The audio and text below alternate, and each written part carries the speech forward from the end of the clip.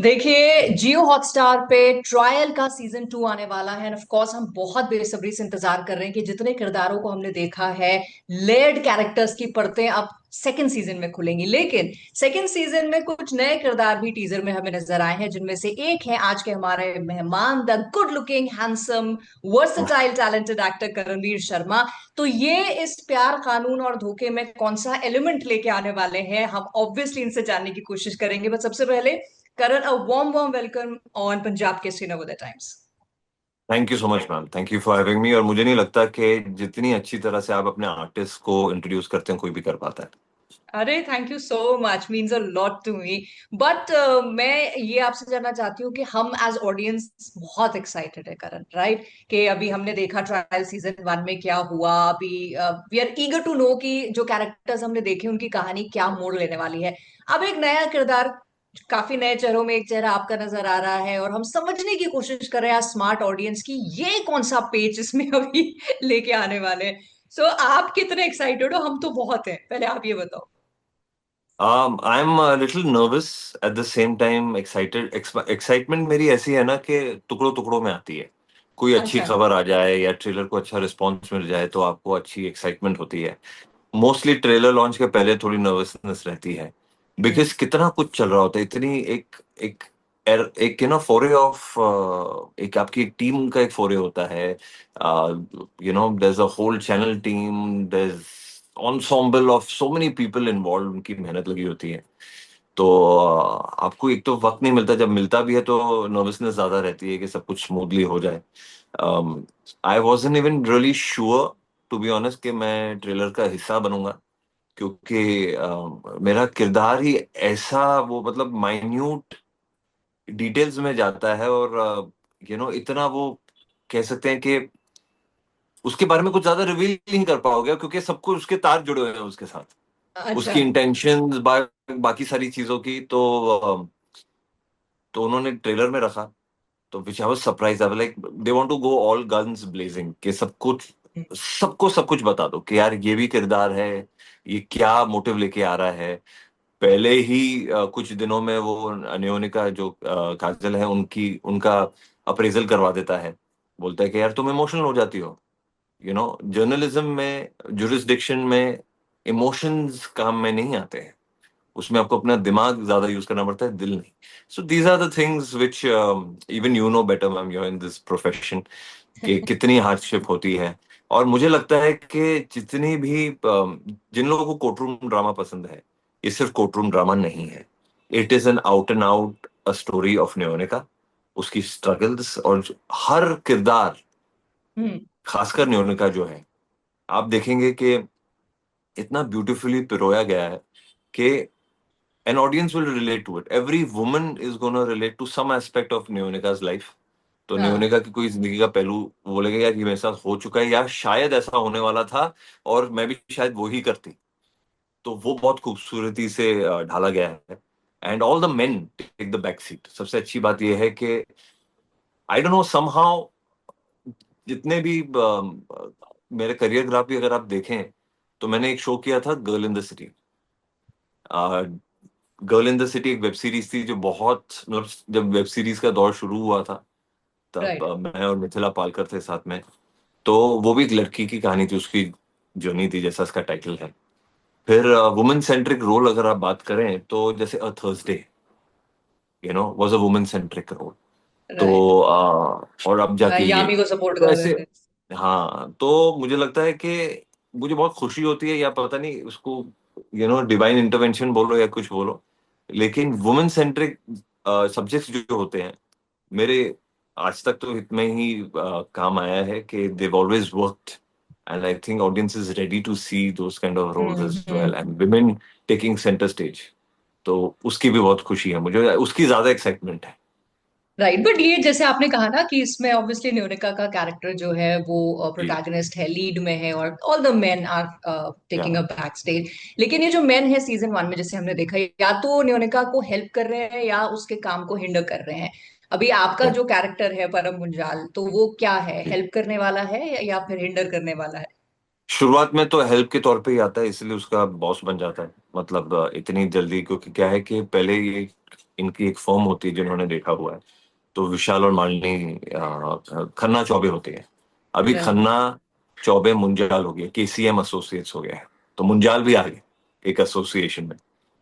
तो अभी वो कोई फायदे के लिए आया होगा, अगर आप, क्योंकि इट्स वेरी रियल ना, मतलब अगर आप हाँ। कुछ इन्वेस्टमेंट लेके आ रहे हैं या कुछ इनपुट लेके आ रहे हैं और कंपनी को बेहतर या एक्सपेंशन देना चाहते हैं, और स्टार्टिंग के ही ट्रेलर में आप देखते हैं कि वो बोलते हैं मीट मिस्टर परन मुंजाल, हमारे नए एसोसिएट पार्टनर। पार्टनर। तो ये ही है कि वो लेके आता बहुत सारे एस्पिरेशन थे, सबको अपना एक, और ये मैं कह सकता हूँ जरूर कि सबको आईना दिखा के जरूर जाएगा ये। अच्छा। ओके। हाँ मतलब if you are not less intrigued in season 1, अभी आप और उसमें कैरेक्टर आपका जो है वो करने वाला है। But tell ji me, how did you come on board? क्योंकि ऑलरेडी सीजन 1 जो है यू नो जी। सक्सेसफुल हो चुका है, people have some kind of an expectation now season 2 से। तो पहले तो आप ऑन बोर्ड कैसे आए? ऑन बोर्ड ऐसा था कि मेरी एक कोशिश थी, बहुत वक्त हो हम्म। गया था। मतलब मेरा लास्ट ओटीटी था हंटर, राइट। जो मैंने लगभग आई थिंक 2023 में किया था। तो एक साल से I was busy with other things, I was doing television. तो I didn't want to be too away from the OTT space, because जहाँ मुझे ओटीटी मुझे सबसे ज्यादा इसलिए पसंद है क्योंकि एक तो लॉन्ग फॉर्मेट होता है, तो उसमें हर किरदार को कुछ ना कुछ करने की जरूरत पड़ती ही पड़ती है। यू हैव, आप है ना किरदार की एसोसिएशन ज्यादा अच्छी तरीके से दिखा सकते हैं। अगर आप पिक्चर देखेंगे तो फिर वो 2 घंटे की होती है, ज्यादा से ज्यादा 3 घंटे की होती है। राइट। लेकिन यहाँ पे 6 घंटे की फुटेज होती है, उसमें आपको करने को बहुत कुछ मिल जाता है।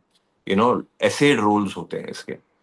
तो ओटीटी इज माय प्रेफरेंस, और जब ये अपॉर्चुनिटी आई तो इसका बहुत हद तक मैं इसका क्रेडिट देना चाहूंगा अनमोल और उसकी टीम को।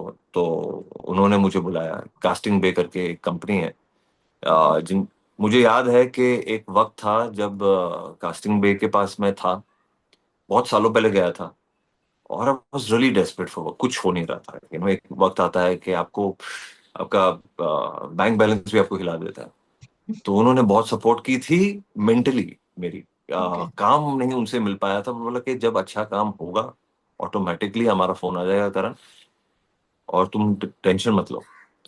फिर मैंने एक रोल की कोशिश की थी उनके साथ, जो नहीं हो पाया, जुबली में। जुबली में मैं बहुत हद तक करने भी वाला था, मगर हो नहीं पाया। करण, बट ऑलरेडी अच्छी स्टार कास्ट है यहाँ पे ना, पीपल जिनका काम हम लंबे समय से देखते आए हैं, पसंद करते आए हैं। जी सो हाउ इज जी। It to be a part of that team जहां ऑलरेडी इतनी क्रिएटिव एनर्जी फ्लो कर रही है? बहुत ही नर्वसनेस भी होती है मुझे। मैं खासकर मैं आपको कहूँ कि जितना भी ensemble कास्ट के साथ मैंने काम किया है, जितने भी नोन स्टार्स के साथ काम किया हुआ है मैंने, तो देखिए आजकल अ, आजकल ऐसा है कि यू नो थोड़ा आपको सोच समझ के आपको बात करनी पड़ती है, ये सारी चीजें, या बहुत सारी चीजें आपके कान में ऐसे डाल देते हैं कि यू नो क्योंकि या तो आपके ही जहन में बहुत सारी चीजें होती हैं। जैसे फॉर एग्जांपल अगर हाँ। मैं काजल का नाम लूं, तो मैं उनको अभी by the end of the schedule में उनको केडी बुलाता था, क्योंकि उनका एक बहुत ही खूबसूरत सा एक पाटला है जिसपे हमारे कैमरामैन ने केडी लिख दिया था कि ये पाटला सिर्फ हाँ। काजोल को ही जाएगा। तो तो मैं उनको केडी बुलाने लग गया। मगर पहले तो शुरुआत की तो उन्होंने हाय हाउ यू मैम और ये सारी चीजें। बट एक रैपो तभी बनता है जब कोई बनाना चाहे। और मुझे लगता है कि कुछ कलाकार ऐसे होते हैं, and I have been blessed with most of them. जैसे मैंने अन्ना के साथ काम किया है नाउ, मैंने एक ही बार जिंदगी में उनके साथ काम किया है, उनसे उसके पहले मैं उनको जानता भी नहीं था। हाँ। But he is like a father figure to me, he is a friend to me. मुझे ट्रेलर पे उन्होंने शाबाशी भी दी, और यू नो एक ऐसा बॉन्ड है कि बस बन जाता है।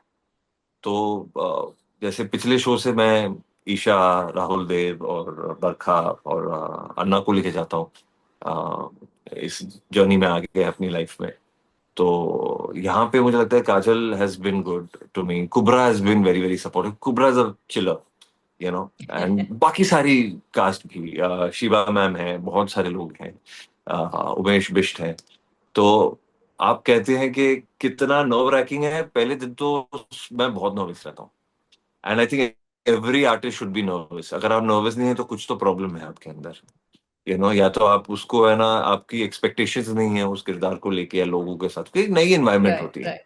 तो उसका तोड़ मुझे मिल गया है। वो ऐसा है कि आप टाइम से पहले, वक्त से पहले जाइए सेट पे, और सेट की एनवायरनमेंट से पहले फेमिलियर हो, चाहे उसमें एक इंसान बैठा हो या ना बैठा हो, आपको वहां रहना चाहिए। हम्म, तो 10-15 मिनट का एक टाइम होता है जो जो आपकी जो नर्वसनेस है वो कम हो जाती है।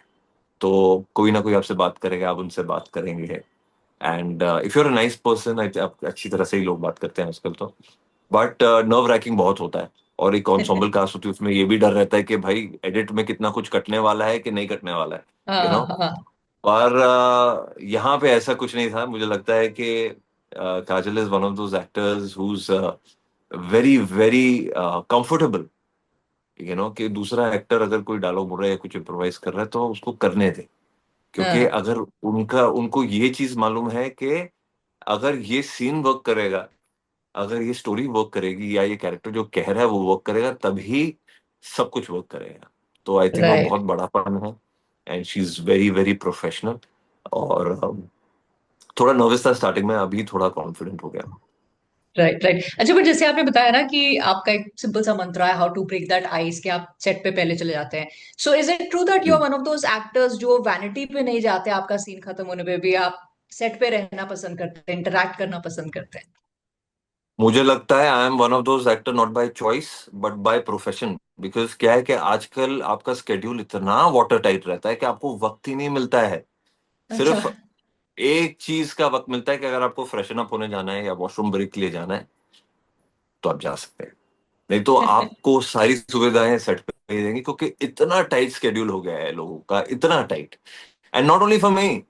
हाँ। You ask Kajal this, you ask Kubra this, you ask anybody, उनको वक्त ही नहीं मिला। मतलब मैं, मेरे मेरे पाँव में, मतलब मैं ऐसे लगता था कि छाले पड़ गए हैं।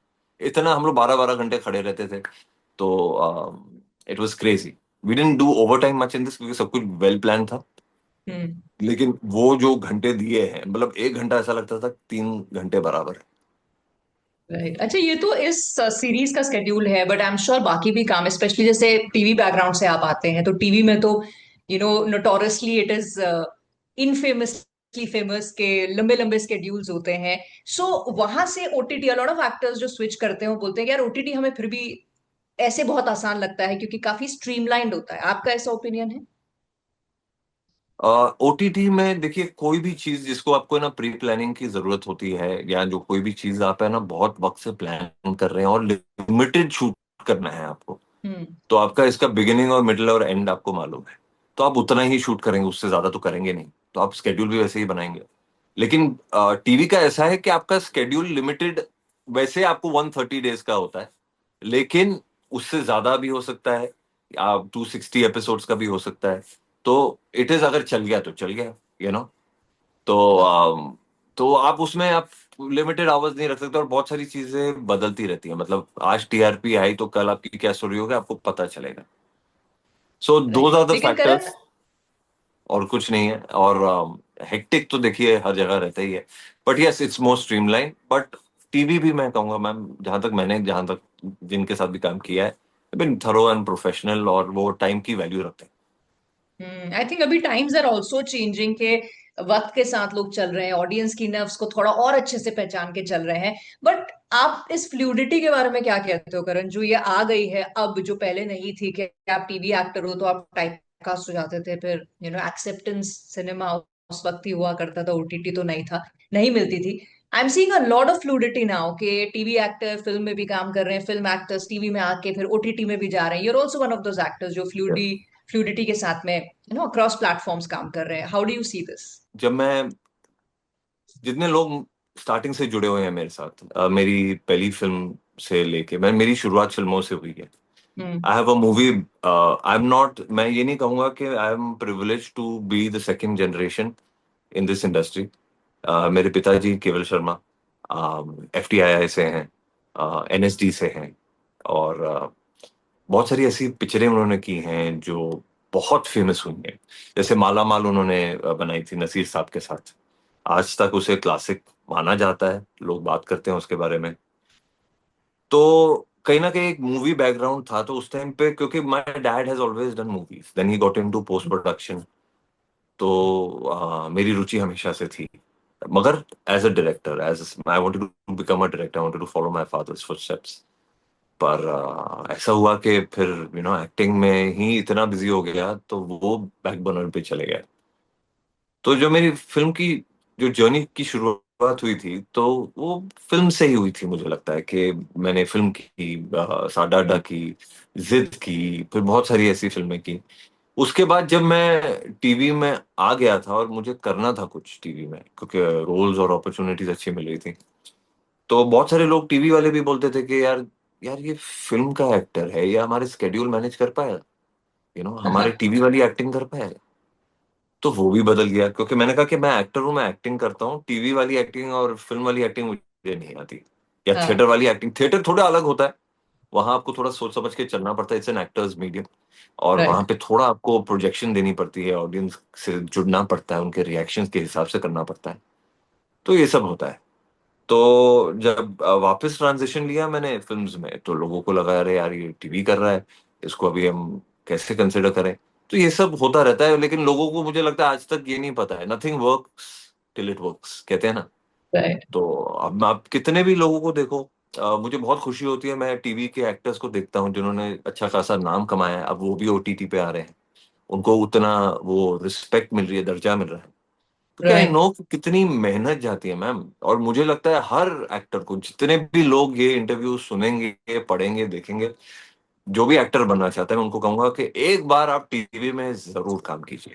क्योंकि अगर आपने टीवी में काम कर लिया ना, तो आपको आ, सब कुछ आ जाए। आपको अपने इनवॉइसेस मैनेज करना आ जाएगा, लोगों को मैनेज करना आ जाएगा, अपने मूड्स को मैनेज करना आ जाएगा आपको, एक है ना सहनशीलता आ जाएगी, जो बहुत जरूरी है। You need a lot of right. Patience. क्योंकि एक ऐसा मैं हाल ही में जब एक टीवी शो कर रहा था, 104 फीवर था मुझे, पर देयर वाज नो चॉइस। या तो हॉस्पिटल में बैठे रहो, या तो आप है ना उठो और वापस काम करो। एंड क्योंकि प्रोड्यूसर का इतना पैसा लगा होता है, तो you want to cater to your commitment. और वहां पे आप राइट। कभी बीमार नहीं पड़ सकते, या आप you can't have an of day, you know और वक्त इतना कम होता है, आपको वैसे प्ले आउट करना पड़ता है। तो आई थिंक हर एक इंसान को है ना टीवी में जरूर काम करना चाहिए। And no medium is big and small. देखिए मैम, हम लोग अपने दम पे काम करते हैं, तो हमें सरवाइव करने के लिए जो भी अच्छा काम हो आप वो कीजिए, जो आपके मन राइट। को खुशी दे और आपके बैंक बैलेंस को खुशी दे। वो बहुत दोनों ही चीजें इंपॉर्टेंट है। And we really really hope कि ये दोनों चीजों वाली जो खुशी है ना करण, वो आपके अकाउंट में, चाहे वो बैंक का हो या लाइफ का हो, वो आते रहे। But tell me as an actor, किस तरह के रोल्स के लिए हंगर है कि यार ऐसा भी रोल दो, मेरी ये भी एक आंख है जो मैं दिखा सकता हूँ। Anything that you really really want कि आपको ऑफर यस, किया ऐसे बहुत सारे रोल हैं। जैसे I would love to play Shahid role in कमीने।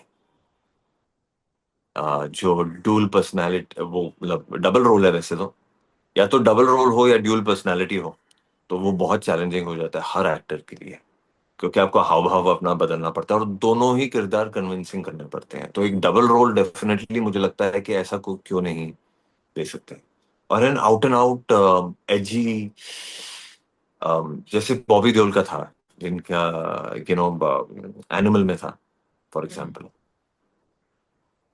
अगर आप देखें तो after, I mean I was surprise, क्योंकि बहुत सारे लोग ये नहीं जानते कि अमित जी का जो पहला किरदार उनको मिला था, वो भी एक म्यूट इंसान का मिला।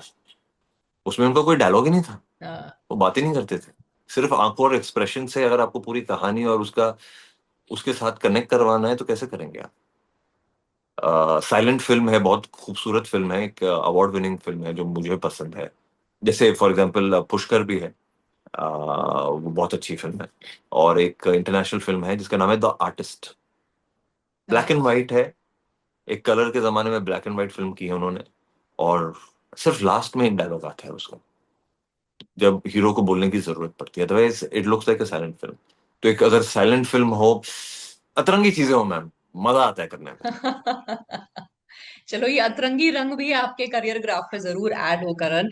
We really hope and wish for that, और ढेर सारा काम आप करो जिस भी मीडियम में करो। It's good to see a handsome, happy, and talented face on the screen always. So wishing you all the luck for all the work जो आप करो, और also for the success of Trial Season 2. And thank you so much for talking to me. Thank you so much. Thank you so much. Thank you. Bye bye.